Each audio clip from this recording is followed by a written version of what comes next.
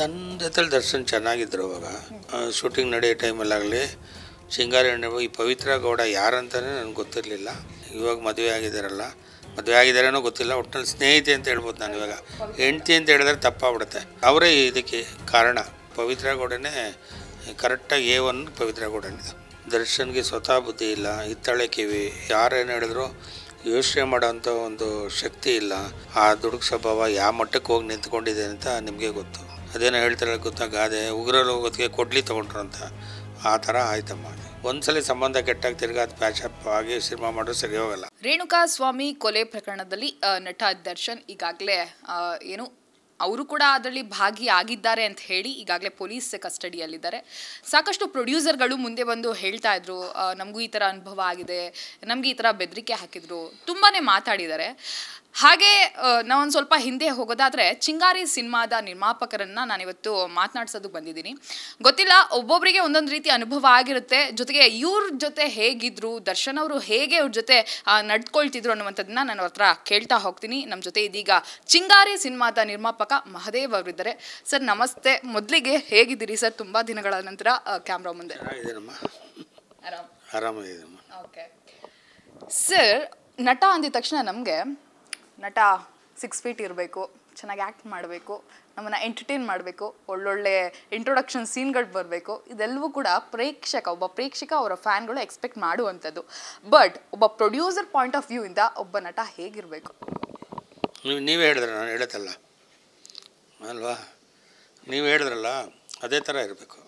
Okay, ಈ ಪ್ರಕರಣ sir, Darshan ಅವರು ಈ ಒಂದು ಪ್ರಕರಣದಲ್ಲಿ ಭಾಗಿಯಾಗಿದ್ದಾರೆ ಅನ್ನುವಂಥದ್ದು ಸಾಕಷ್ಟು ಪ್ರೊಡ್ಯೂಸರ್ಗಳು ಮುಂದೆ ಬಂದು ಹೇಳ್ತಾ ಇದ್ರು, ನಮ್ಗೆ ಈ ಥರ ಅನುಭವ ಆಗಿದೆ, ಈ ಥರ ಅನುಭವ ಆಗಿದೆ ಅಂತ. ನಾವು ಕೂಡ ಸುಮಾರು ಜನರನ್ನ ಮಾತಾಡ್ಸಿದ್ದೀವಿ. ಬಟ್ ನೀವು ತುಂಬ ಹಿರಿಯರು, ಚಿಂಗಾರಿ ಸಿನಿಮಾವನ್ನು ಇವಾಗ ನೆನಪಿಸ್ಕೊಳ್ಳೋದಾದರೆ ಅವಾಗ ನಿಮ್ಮ ಜೊತೆ ದರ್ಶನ್ ಅವ್ರು ಹೇಗಿರ್ತಿದ್ರು, ಏನೆಲ್ಲ ಅನುಭವಗಳಾಗಿದೆ ಅನ್ನುವಂಥದ್ದು? ನನ್ನ ಜೊತೆಲಿ ದರ್ಶನ್ ಚೆನ್ನಾಗಿದ್ದರು. ಅವಾಗ ನಾವು ಚಿಂಗಾರಿ ಸ್ವಿಟ್ಜರ್ಲ್ಯಾಂಡ್ನಲ್ಲಿ 22 ದಿವಸ ಶೂಟಿಂಗ್ ಮಾಡಿದೋ, ಬ್ಯಾಂಕಾಕಲ್ಲಿ 5 ಡೇಸ್ ಮಾಡಿದೋ. ಅವಾಗೆಲ್ಲ ಚೆನ್ನಾಗಿದ್ರು ಅಷ್ಟೇ. ಬಟ್ ನಮ್ಗೆ ಬಿಟ್ಟಿರ್ತಾಯಿಲ್ಲ, ನಾವೆಲ್ಲೂ ಹೋಗೋಕ್ಕೆ ಬಿಡ್ತಾ ಇರಲಿಲ್ಲ. ಸ್ವಿಟ್ಜರ್ಲ್ಯಾಂಡ್ಗೆ ಹೋದಾಗ ನಾನು ಬರೀ ಝೂರಿಕ್ಕು ಬರ್ನ್ ಬಿಟ್ಟರೆ ಎಲ್ಲೂ ನೋಡಲೇ ಇಲ್ಲ. ಮನೆಯವರೆಲ್ಲ ಇಟಾಲಿ ರೋಮ್ಗೆಲ್ಲ ಹೋದರು. ನಾನು ಕೇಳ್ತಿದ್ದೆ, ಇಲ್ಲ ಮಿಸ್ಸಸ್ ಕೇಳಿದ್ರೆ ಇಲ್ಲ ಅವರು ಏನಾದ್ರು ಅಮ್ಮ ಅವ್ರೇನಾರು ಹೋದರೆ ಶೂಟಿಂಗ್ ಮಾಡಲ್ಲ, ನಾನು ನಿಲ್ಲಿಸ್ಬಿಡ್ತೀನಿ, ಯಾಕಂದರೆ ಅವ್ರು ಇರ್ಬೇಕು ನನಗೆ ಅಂತ. ಹಂಗಾಗಿ ನಾನು ಎಲ್ಲೂ ಬಿಡ್ತಾ ಇರಲಿಲ್ಲ. ಆ ಒಂದು ಮಟ್ಟದಲ್ಲಿ ಇತ್ತಮ್ಮ ಅವಾಗ. ಸರ್, ಆ ಟೈಮ್ನಲ್ಲೇ ನಾವು ನೋಡೋದಾದರೆ ಒಂದಷ್ಟು ಇಶ್ಯೂಸ್ಗಳು ಆಗ್ಲಿಂದಲೂ ಕೂಡ ಸ್ಟಾರ್ಟ್ ಆಗಿತ್ತು. ಆ ಟೈಮ್ನಲ್ಲಿ ನೀವು ಅವರ ಪತ್ನಿಯವ್ರ ಜೊತೆ ಸಪೋರ್ಟಿವ್ ಆಗಿದ್ರಿ ಅನ್ನುವಂಥದ್ದು ಮಾತು. ಸೊ ಈ ಟೈಮ್ನಲ್ಲಿ ಅದನ್ನು ನೆನೆಸ್ಕೊಳ್ಳೋದಾದರೆ ಹೇಗಿತ್ತು ಆ ಒಂದು ಸಿಚುವೇಶನ್ ಸಿನಿಮಾ ಮಾಡ್ತಿರ್ಬೇಕಾದ್ರೆ ಅಂತ ಹೇಳಿ? ಅಲ್ಲ, ಹೌದು, ಪತ್ನಿ ಇದು ಅಂದರೆ ಅವ್ರ ಫ್ಯಾಮಿಲಿ ಗಲಾಟೆ ಅಲ್ವಾ ಅದು. ಹೌದು, ಹಂಗೆ ಆಗಬಾರ್ದಾಯಿತು. ಆಯಿತು, ಅವ್ರದ್ದೇನೋ ಅವ್ರಿಗೆ ಜೈಲಿಗೆ ಹೋದರು. ಜೈಲಿಗೆ ಹೋದಾಗ ನಮ್ಮ ಸಿನಿಮಾದೊಂದು ಸಾಂಗ್ ಒಂದು ಬ್ಯಾಲೆನ್ಸ್ ಇತ್ತು. ಸೊ ನಮ್ಮ ಸಾಂಗ್ ಹೋಗೋ ಹಿಂದಿನ ದಿವಸನೇ ಇದೆಲ್ಲ ನಡೆದಿದ್ದು. ಅವ್ರು ಬರಬೇಕಾಯ್ತು ಸಕಲೇಶ್ವರಕ್ಕೆ, ಹಿಂದಿನ ದಿವಸನೇ ಸೇಮ್ ಈಗ ಮೊನ್ನೆ ಹೆಂಗಾಗಿದೆ ಅದೇ ಥರ. ಆಮೇಲೆ ನನಗೆ ಬರಲಿಲ್ಲ. ರಾತ್ರಿ ಹೋಗೋಣ ಅಂದರು, ಬೆಳಿಗ್ಗೆ ಹೋಗೋಣ ಅಂದರು, ಬರಲಿಲ್ಲ. ನೈಟು 3 o'clock ಫೋನ್ ಬಂತು ನನಗೆ. ಅದೇ ಲಕ್ಷ್ಮಣ ಅರೆಸ್ಟ್ ಆಗಿದ್ದಾನಲ್ಲ ಅವನು, ಅಣ್ಣ ಈ ಥರ ಅಣ್ಣ ಅರೆಸ್ಟ್ ಆಗ್ಬಿಟ್ಟವ್ರಣ್ಣ ಅಂದ. ಏನಕ್ಕೋ ಅಂದೆ. ಅಕ್ಕನಿಗೂ ಅವ್ರಿಗೂ ಗಲಾಟೆ ಆಗೋಯ್ತಣ್ಣ, ಅಕ್ಕನಿಗೆ ಹೊಡೆದ್ಬಿಟ್ರು. ಎಲ್ಲಿದ್ದೀರ ಅಂದರೆ ವಿಜಯನಗರ ಸ್ಟೇಷನ್ ಅಂದರು. ಅಲ್ಲಿ ನಾನೇನು ಮಾಡಿದೆ, ವಿಜಯನಗರ ಸ್ಟೇಷನ್ಗೆ ಹೋದೆ. ಮುಂದೆ ಎಲ್ಲ ನಿಮ್ಗೆ ಗೊತ್ತಿರೋದೆ. ಸರ್, ನಾನು ಯಾಕೆ ಈ ಪ್ರಶ್ನೆಯನ್ನು ಇವಾಗ ಕೇಳಿದೆ ಅಂತಂದರೆ ಒಂದಷ್ಟು ವೈರಲ್ ಆಗ್ತಾ ಇದೆ ಸರ್. ಅಂದರೆ ಗೊತ್ತಿಲ್ಲ ಅವ್ರ ಪರ್ಸ್ನಲ್, ದರ್ಶನ್ ಅವ್ರ ಪರ್ಸ್ನಲ್ ಏನೇನು ಇರುತ್ತೆ ಅಂತ ಹೇಳಿ. ಬಟ್ ಎಷ್ಟೇ ಆದರೂ ಹೆಂಡತಿ ಬಿಟ್ಕೊಡಲ್ಲ. ಅವ್ರ ಮೇಲೆ ಈಗಾಗಲೇ ತುಂಬ ಸಲ ಅವರು ಅಬ್ಯೂಸ್ ಮಾಡಿದ್ದಾರೆ, ಆದರೂ ಕೂಡ ಬಿಟ್ಕೊಡ್ತಾ ಇಲ್ಲ. ಈಗಲೂ ಕೂಡ ಲಾಯರ್ನ ಇಟ್ಟು ತನ್ನ ಗಂಡನನ್ನು ಉಳಿಸ್ಕೊಳ್ಳುವಂಥ ಪ್ರಯತ್ನ ಮಾಡ್ತಿದ್ದಾರೆ ಅನ್ನುವಂಥದ್ದು ಒಂದಷ್ಟು ವಿಜುವಲ್ಸನ್ನು ನಾವು ನೋಡಿದ್ವಿ. ಸೊ ಹಾಗಾಗಿ ಈ ಪ್ರಶ್ನೆ ನಾನು ಕೇಳ್ತಾ ಇದ್ರು.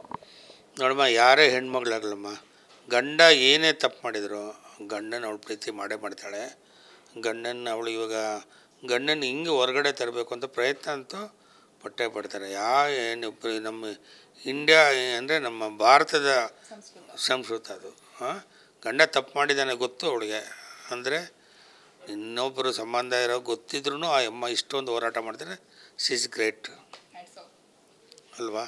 Exactly sir. ಇನ್ನು ಈ ಪವಿತ್ರ ಗೌಡ ಅನ್ನುವಂಥ ವಿಚಾರ ನಿಮಗೆ ಈ ಹಿಂದೆ ಗೊತ್ತಿತ್ತಾ, ಅಥವಾ ಈಗ ಗೊತ್ತಾಗ್ತಾ ಇದೆಯಾ, ಅಥವಾ ಮುಂಚೆ ಯಾವಾಗಲಾದರೂ ಅದರ ನಿಮಗೆ ಆ ಗಮನಕ್ಕೆ ಬಂದಿತ್ತಾ ಆ ವಿಚಾರ?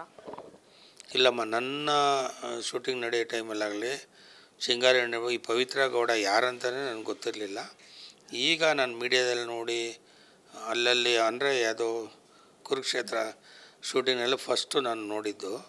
ಆಮೇಲೆ ಮೀಡಿಯಾದಲ್ಲಿ ಅಲ್ಲಿ ಇಲ್ಲಿ ನೋಡ್ತಿದ್ದೆ. ಆ ಅಮ್ಮ ಸಣ್ಣ ಪುಟ್ಟ ಆ್ಯಕ್ಟಿಂಗ್ ಮಾಡ್ತಿದ್ರು ಅಂತ ಗೊತ್ತು. ಈಗಲೇ ನನಗೆ ಗೊತ್ತಾಗಿದೆ ಈ ಅಮ್ಮ ಅಂತಷ್ಟೇ. ಸರ್, ಈ ತಪ್ಪು ಯಾರು ಮಾಡಿದಾರೋ ಯಾರ್ದು ಕ್ರೈಮೋ ಗೊತ್ತಿಲ್ಲ ಸರ್, ಬಟ್ ಈ ಪ್ರಕರಣ ಈ ಹಂತಕ್ಕೆ ಬಂದಿರೋದಂದರೆ ಒಬ್ಬ ಸ್ಟಾರ್ ನಟ, ಸಿಕ್ಕಾಪಟ್ಟೆ ಅಭಿಮಾನಿಗಳಿದ್ದಾರೆ ಸರ್. ನಾವು ಒಂದು ಸ್ಟಾರ್ ನಟರಾಗಿ ಹೇಗಿರಬೇಕು ಅನ್ನೋದು ತುಂಬ ಹಿರಿಯರೆಲ್ಲ ನಮಗೆ ತೋರಿಸ್ಕೊಟ್ಟು ಹೋಗಿದ್ದಾರೆ. ದರ್ಶನ್ ಅವರು ಯಾಕೆ ಪದೇ ಪದೇ ಈ ಒಂದು ವಿಚಾರದಲ್ಲಿ ಎಡುತ್ತಿದ್ದಾರೆ ಅನ್ನುವಂಥದ್ದು ಸರ್, ಯಾಕಂದರೆ ಸಾಲು ಇದು ಮಾಡ್ಕೊಂಡ್ಬಿಟ್ಟಿದ್ದಾರೆ ಅವರು. ಹಾಗಾಗಿ ನೋಡಮ್ಮ, ಎಲ್ಲರೂ ಹೇಳಿದೆ ಹೆಣ್ಣೆ ಸರ್ವಸ್ವ ಅಂತಾರಲ್ವ. ಮನೇಲಿ ಹೆಂಡತಿ ಬಿಡ್ರಿ, ಈ ಅಮ್ಮ ಈ ತಾಯಿ ಇವಾಗ ಮದುವೆ ಆಗಿದ್ದಾರಲ್ಲ, ಮದುವೆ ಆಗಿದ್ದಾರೇನೋ ಗೊತ್ತಿಲ್ಲ, ಒಟ್ಟಿನಲ್ಲಿ ಸ್ನೇಹಿತೆ ಅಂತ ಹೇಳ್ಬೋದು ನಾನು. ಇವಾಗ ಹೆಂಡತಿ ಅಂತ ಹೇಳಿದ್ರೆ ತಪ್ಪಾಗ್ಬಿಡುತ್ತೆ ಅಲ್ವಾ. ಅವರೇ ಇದಕ್ಕೆ ಕಾರಣ ಅಲ್ವಾ. ಇವಾಗ ಅವ್ರ ಜೊತೆ ನೀನು 10 ವರ್ಷ ಇದ್ದಾಗ ಅವ್ರ ಕ್ಯಾರೆಕ್ಟರ್ ಏನಂತ ಗೊತ್ತಿರಲ್ವಾ, ಅವ್ರೇನು ದುಡುಕು ಸ್ವಭಾವ ಅಂತ ಗೊತ್ತಿರಲ್ವಾ. ನೀನು ಯಾಕೆ ಅವ್ರ ಗಮನಕ್ಕೆ ತಂದೆ? ನಿನಗೆ ಗೊತ್ತಿಲ್ವಾ? ನೀನು ವಿದ್ಯಾವಂತೆ, ಡಿಪ್ಲೊಮಾ ಏನೋ ಮಾಡಿದಾಳೆ ಅಂತ ಏನೋ ಕೇಳ್ಪಟ್ಟೆ. ನೀನು ಆನ್ಲೈನಲ್ಲಿ ಕಂಪ್ಲೇಂಟ್ ಕೊಡ್ಬೋದಾಯ್ತಲ್ಲ, ಕಂಪ್ಲೇಂಟ್ ಕೊಟ್ಬಿಟ್ಟು ಕರ್ಸಿ ವಾರ್ ಮಾಡ್ಬೋದಾಯ್ತಲ್ಲ. ನೀನೇ ಅವನಿಗೆ ಬುದ್ಧಿ ಹೇಳ್ಬೋದಾಯ್ತಲ್ಲ, ಈ ಥರ ಯಾಕಪ್ಪ ಈ ಥರ ಎಲ್ಲ ಕಳಿಸ್ಬೇಡ, ತಪ್ಪು ನೀನು ಕಳಿಸ್ತಾ ಇರೋದು. ನೀನು ಯಾರೋ ಒಬ್ಬ ಕೆಲಸದವನ್ನ ಇಟ್ಕೊಂಡು ಯಾವನೋ ಒಂದು ಫೇಕ್ ಅಕೌಂಟ್ ಓಪನ್ ಮಾಡಿ ಇವೆಲ್ಲ ಬೇಡಾಗಿತ್ತಲ್ವಾ. ನೀವು ದರ್ಶನವ್ರಿಗೂ ತರೋಂಥ ವಿಷಯ ಅಲ್ಲಮ್ಮ ಇದು ಅಲ್ವಾ. ಅದನ್ನು ಅಲ್ಲೇ ಮುಚ್ಚಿಡ್ಬೋದಾಯಿತು ಅಲ್ವಾ. ಆ ಅಮ್ಮ ಮಾಡಲಿಲ್ಲ. ಅದರಿಂದ ನಾನು ಹೇಳೋದು ಈ ಪವಿತ್ರ ಗೌಡನೇ ಕರೆಕ್ಟಾಗಿ A1 ಪವಿತ್ರ ಗೌಡನೇ. ಸರ್, ಇನ್ನೊಂದು ವಿಚಾರ ಏನಂತಂದರೆ ಅದೇ ಅವರೇ ಹ್ಯಾಂಡಲ್ ಮಾಡ್ಬೋದಿತ್ತು ಅನ್ನುವಂಥದ್ದು. ಇನ್ನೊಂದು ಏನಂದರೆ ಸಾಕಷ್ಟು ಜನ ಹೇಳ್ತಾ ಇದ್ರು ಸರ್, ನಿಮ್ಮ ರೀತಿ ಒಂದಷ್ಟು ಪ್ರೊಡ್ಯೂಸರ್ ಹೇಳ್ತಾ ಇದ್ರು, ದರ್ಶನ್ ಅವರು ಹೇಗೆ ಅಂತಂದರೆ ತುಂಬ ಬೇಗ ನಂಬಿಬಿಡ್ತಾರೆ, ಹೇಳೋರು ಮಾತು ಕೇಳ್ತಾರೆ. ನೀವೆಷ್ಟೇ ಕ್ಲೋಸ್ ಇದ್ರೂ ಸರಿ, ಯಾರೋ ಒಬ್ರು ಏನೋ ಹೇಳ್ತೀರ ಅಂದರೆ ಟ್ರಿಗ್ಗರ್ ಆಗ್ತಾರೆ ಅನ್ನುವಂಥದ್ದು. ಹೌದಾ, ನಿಮಗೆ ಆ ಥರ ಅನಿಸುತ್ತಾ? ಅದು ಎಲ್ಲರೂ ಹೇಳಿದ ಸತ್ಯ. ನಾನು ಬೇರೆ ಚಾನಲಲ್ಲಿ ಹೇಳಿದ್ದೀನಿ, ದರ್ಶನ್ಗೆ ಸ್ವತಃ ಬುದ್ಧಿ ಇಲ್ಲ, ಹಿತ್ತಾಳೆ ಕಿವಿ, ಯಾರೇನು ಹೇಳಿದ್ರು ಯೋಚನೆ ಮಾಡೋಂಥ ಒಂದು ಶಕ್ತಿ ಇಲ್ಲ, ದುಡುಕು ಸ್ವಭಾವ. ಆ ದುಡುಕು ಸ್ವಭಾವ ಯಾವ ಮಟ್ಟಕ್ಕೆ ಹೋಗಿ ನಿಂತ್ಕೊಂಡಿದೆ ಅಂತ ನಿಮಗೆ ಗೊತ್ತು. ಅವ್ರು ದುಡುಕ್ತೇ ಹೋಗಿದ್ರೆ ಆಯಿತು, ಒಂದು ಕೆಲಸ ಮಾಡಿ ಅವ್ರಿಗಿರೋ ವ್ಯಾಲ್ಯೂಗೆ, ಅವರಿರೋ ಇನ್ಫ್ಲೂಯೆನ್ಸಲ್ಲಿ ಒಂದು ಫೋನ್ ಮಾಡಿ ಒಂದು ಚಿತ್ರದುರ್ಗ SP ಗೆ ಹೇಳಿ, ಸರ್ ಈ ಥರ ನೋಡಿ ಸರ್, ನಮ್ಮ ಸ್ನೇಹಿತೆ, ನಾನು ಹೆಂಡ್ತಿ ಅಂತ ಹೇಳಲ್ಲ, ನನ್ನ ಸ್ನೇಹಿತೆಗೆ ಈ ಥರ ಆಗಿದೆ ನೋಡಿ, ಅವ್ರ ಮೇಲೆ ಆ್ಯಕ್ಷನ್ ತೊಗೊಳ್ಳಿ, ಕರೆದಿ ಸ್ವಲ್ಪ ಬುದ್ಧಿ ಹೇಳಿ ಅವನಿಗೆ, ಈ ಥರ ಇನ್ನೊಂದು ಮಾಡೋದು ಬೇಡ ಅಂತ ಹೇಳಿ ಸರ್ ಅಂತ ಹೇಳಿದರೆ ಮುಗ್ದೋಗ್ಬಿಡೋದು. ಅದೇನೋ ಹೇಳ್ತಾರೆ ಗೊತ್ತಾಗಾದೆ, ಉಗ್ರಲ್ಲಿ ಹೋಗೋದಕ್ಕೆ ಕೊಡ್ಲಿ ತೊಗೊಂಡ್ರು ಅಂತ, ಆ ಥರ ಆಯ್ತಮ್ಮ ಅದು. ಸರ್, ಒಂದು ಒಳ್ಳೆ ಚಿತ್ರವನ್ನು ಆಗಿನ ಕಾಲಕ್ಕೆ ನೀವು ಕೊಟ್ರಿ, ದರ್ಶನ್ ಅವರ ಕಾಂಬೋ, ನಿಮ್ಮ ಇಬ್ಬರ ಕಾಂಬೋ ಅಲ್ಲಿ. ಮತ್ತೆ ಯಾಕೆ ನೀವು ಮತ್ತೆ ಅದೇ ಕಾಂಬೋ ಅಲ್ಲಿ ಸಿನಿಮಾ ಬಂದಿಲ್ಲ ಅನ್ನುವಂಥದ್ದು ಒಂದು ಪ್ರಶ್ನೆ. ಇದು ಹೇಳಿದಲ್ಲಮ್ಮ ನಿಮಗೆ ಯಾವಾಗಲೇ, ಅವರು ಎಲ್ಲ ನಂಬ್ತಾರೆ. ಯಾರೋ ನಮ್ಮದು ಅವ್ರ ಮಧ್ಯದಲ್ಲಿ ಯಾರೋ ಕಾಣದ ಕೈ, ಯಾರೋ ಪಬ್ಲಿಸಿಟಿ ಮಾಡಿಲ್ಲ, ಹಾಗೆ ಮಾಡಿಲ್ಲ ಅಂದಾಗ ಅವರು ನನ್ನ ಮಗನಿಗೆ ಏನೇನೋ ಬೈದರು ಫೋನಲ್ಲಿ, ಎದುರುಗಡೆ ಯಾರೂ ಬಂದು ಮಾತಾಡಿಲ್ಲ. ಒಂದು ಅವಾಗೇನೋ ನನಗೊಂದು ಸ್ವಲ್ಪ ಮನಸ್ಸಲ್ಲಿ ನೋವಾಯಿತು, ಅಯ್ಯೋ ಬೇಡ ಬಿಡು, ಏನಕ್ಕೆ, ಒಂದು ಸಂಬಂಧ ಚೆನ್ನಾಗಿದ್ದಾಗ ಸಿನಿಮಾ ಮಾಡ್ಬೋದು, ಒಂದ್ಸಲ ಸಂಬಂಧ ಕೆಟ್ಟಾಗ ತಿರ್ಗಿ ಅದು ಪ್ಯಾಚಪ್ ಆಗಿ ಸಿನಿಮಾ ಮಾಡೋದು ಸರಿ ಹೋಗಲ್ಲ, ಅದಕ್ಕೆ ಬೇಡ ಅಂತ ಅಲ್ಲಿಗೆ ಸ್ಟಾಪ್ ಮಾಡೋದು ಅಷ್ಟೇ. ಸರ್, ಮತ್ತೆ ಯಾವಾಗ ನೀವಿಬ್ರು ಅಂದರೆ ಈ ಹಿಂದೆ ಯಾವಾಗಾದ್ರು ಭೇಟಿ ಆಗಿದ್ರಾ ಅಥವಾ ಹೇಗೆ ಅಂತ? ಮೆಜೆಸ್ಟಿಕ್ ಸಿನಿಮಾ ಪ್ರೊಡ್ಯೂಸರ್ ರಾಮಮೂರ್ತಿ ಅಂತಿದ್ದಾರೆ, ಅವ್ರದ್ದು 25 ವರ್ಷ ಮೆಜೆಸ್ಟಿಕ್ ಸಿನಿಮಾ ಬಂದು ಸೆಲೆಬ್ರೇಟ್ ಮಾಡಿದ್ರು ತಾಜ್ ಈವೆಂಟಲ್ಲಿ. ಆಗ ರಾಮಮೂರ್ತಿ ನನ್ನ ಫ್ರೆಂಡು, ಆವಾಗ ಹೋದೆ. ಆವಾಗ ಅವರು ನೋಡಿದ್ರು, ನೋಡಿ ತಪ್ಪಿಕೊಂಡು, ನೀವು ಬಂದಿದ್ದು ನಂಗೆ ತುಂಬ ಖುಷಿ ಆಯಿತು ಅಂದರು. ತಪ್ಕೊಂಡು ಹೇಳಿದ್ರು. ಸರಿ, ಆಮೇಲೆ ಮೀಡಿಯಲ್ಲೂ ಹೇಳಿದ್ರು, ಚಿಂಗಾರಿ ಮಾದೇವ್ರು ಬಂದಿದ್ದಾರೆ, ಅವ್ರಿಗೂ ಥ್ಯಾಂಕ್ಸ್ ಹೇಳ್ತೀನಿ ಅಂತ ಹೇಳಿದ್ರು. ಆವಾಗಿಂದ ಎಲ್ಲಿ ಸಿಕ್ಕಿದ್ರು ಮಾತಾಡ್ತೀರಾ. ಸರ್, ಇನ್ನೂ ಒಂದು ವಿಚಾರವನ್ನು ನಾವು ಕೇಳ್ಪಟ್ವಿ, ನಮಗೆ ಗೊತ್ತಿಲ್ಲ ಸರ್ ಈ ಹಿಂದೆ ಏನೇನೆಲ್ಲ ಆಗಿದೆ ಅಂತ. ನೀವು ಕೆಲವೊಂದು ಕಡೆ ಹೇಳ್ತಾ ಇದ್ರಿ ಆ ಥರ ಏನೂ ಆಗಿಲ್ಲ, ತಪ್ಪು ಮಾಹಿತಿ ಅಂತ. ಬಟ್ ನನಗೆ ಒಂದು ವಿಚಾರ ಏನಪ್ಪ ಅಂತಂದರೆ, ಯಾವುದೋ ಒಂದು ಶೇಡ್ಸ್ಗೆ ಗ್ಲಾಸ್ಗೋಸ್ಕರ ಒಂದು ಇಶ್ಯೂ ಆಯಿತು ಅಂತ ಕೇಳ್ಪಟ್ವಿ, ಅದು ನಿಜಾನ ಸುಳ್ಳ ಅಂತ? ಇಲ್ಲಮ್ಮ, ನಮ್ಮ ಸಿನಿಮಾ ಅಲ್ಲ ಅದು.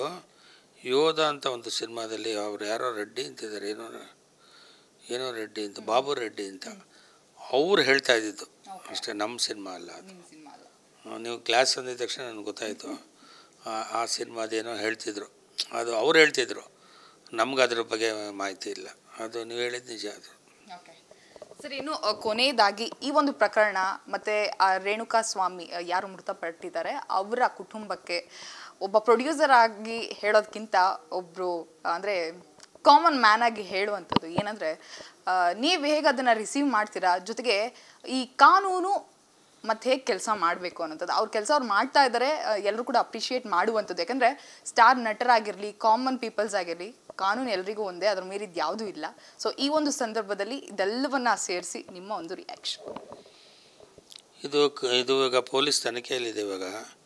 ಬಟ್ ಇದರಲ್ಲಿ ಏನಪ್ಪ ಅಂತೇಳಿ, ಯಾರೇ ತಪ್ಪು ಮಾಡಿರೋ ಅವರೆಷ್ಟು ದೊಡ್ಡ ವ್ಯಕ್ತಿ ಆಗಿದ್ರು, ಆ ಹೆಣ್ಮಗಳು ಸಹನ, ಆ ಹೆಣ್ಮಗಳಿಗೆ ನ್ಯಾಯ ದೊರಕಿಸ್ಬೇಕು, ಆ ಹೆಣ್ಮಗು ಕುಟುಂಬಕ್ಕೆ ನ್ಯಾಯ ಕೊಡಬೇಕು ಅನ್ನೋದೇ ಉದ್ದೇಶ ನಮ್ಮ. ಯಾಕಂದರೆ ತಪ್ಪು ಮಾಡಿದ್ರೆ ಯಾರು ದೊಡ್ಡವರು ಚಿಕ್ಕವರು ಅನ್ನೋ ಪ್ರಶ್ನೆ ಬರೋದಿಲ್ಲ.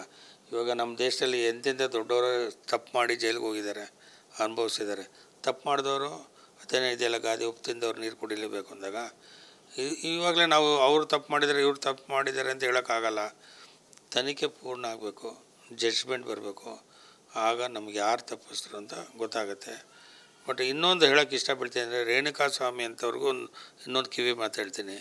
ನಿನ್ನ ಫ್ಯಾಮಿಲಿ, ನಿನ್ನ ಹೆಂಡ್ತಿ ಪ್ರೆಗ್ನೆಂಟು, ನಿನಗೊಬ್ಬ ತಂದೆ ತಾಯಿ, ನೀನು ಆ ಒಂದು ಹೆಣ್ಣು ಗರ್ಭಿಣಿ ಆದಾಗ ನಿನ್ನ ಗಂಡ ಅನ್ನೋನು ಎಷ್ಟು ಖುಷಿಯಾಗಿ ಇಷ್ಟ ಅಂಥದ್ರಲ್ಲಿ ನಿನಗೆ ಏನಕ್ಕೆ ಬೇಕಾಗಿತ್ತು ಈ ಥರ ಕೆಲಸ? ನೀನು ಸತ್ತಿರ್ಬೋದು ಇವತ್ತು ನೀನು ಅವ್ರನ್ನ ಅನಾಥ ಮಾಡಿಬಿಟ್ಟು ಹೋಗ್ಬಿಟ್ಟೆ. ನೀನೆಲ್ಲೋ ಬೇರೆ ನೀನೇನೋ ವಾರಿಗೆ ಹೋಗಿ ಸತ್ತಿದ್ರೆ ಒಪ್ಕೊಳ್ತಿದ್ದೆ. ಇಂಥ ಒಂದು ಕೆಲಸ ಮಾಡಬಾರ್ದಾಗಿತ್ತು ನೀನು. ನಿಂದು ತಪ್ಪಿದೆ. ಆಮೇಲೆ ಈ ಸಣ್ಣ ತಪ್ಪನ್ನ ಈ ಬೆಟ್ಟ ಮಾಡಿ ಇಷ್ಟೆಲ್ಲ ರಾದಂತ ಮಾಡಿ ಇಂಥ ದೊಡ್ಡ ಶಿಕ್ಷೆ ರೇಣುಕಾ ಸ್ವಾಮಿಗೆ, ಇಂಥ ದೊಡ್ಡ ಶಿಕ್ಷೆ ಬೇಡ ಆಗಿತ್ತು. ಬಟ್ ರೇಣುಕಾ ಸ್ವಾಮಿ ಕುಟುಂಬಕ್ಕೆ ನ್ಯಾಯ ಸಿಗಬೇಕು. Thank you sir. ಸೊ ನೋಡಿದ್ರಲ್ಲ, ಇದಿಷ್ಟು ನಿರ್ಮಾಪಕ ಮಹದೇವ್ ಅವರ ಮಾತಾಗಿತ್ತು. ಕ್ಯಾಮ್ರಾ ಪರ್ಸನ್ ಹರೀಶ್ ಜೊತೆ ಕಾವ್ಯ, ಕನ್ನಡ ಪಿಕ್ಚರ್.